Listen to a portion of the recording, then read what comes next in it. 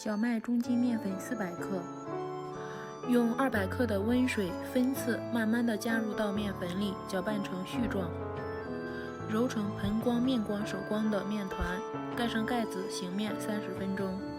趁着醒面的时间，先炸一个鸡蛋花，放凉备用。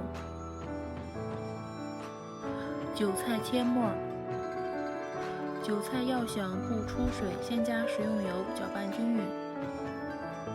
面团醒好后稍微揉几下，面团搓圆，双手摁下去形成一个圆圈，这样比直接搓成长条要容易得多。根据个人的喜好分成大小差不多的小剂子，我的剂子大概有3到4个饺子的用量。先用后手掌摁扁，这样好擀皮儿。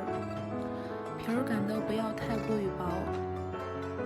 对折，包成半圆。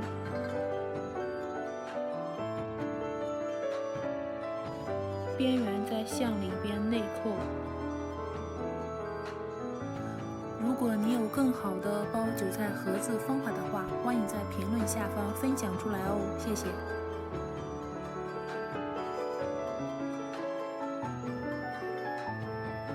全部搞定。用筷子先试探下油温，周围冒起泡泡就行了。用漏勺下，这样可以很好的保护自己，防止油花四溅。为什么说皮儿擀的不要太过于薄呢？因为炸的时候表面会鼓起泡泡，这样很容易炸皮儿，油花四溅，伤到自己。炸至两面金黄就可以控油捞出了。捞的时候先别急着关火。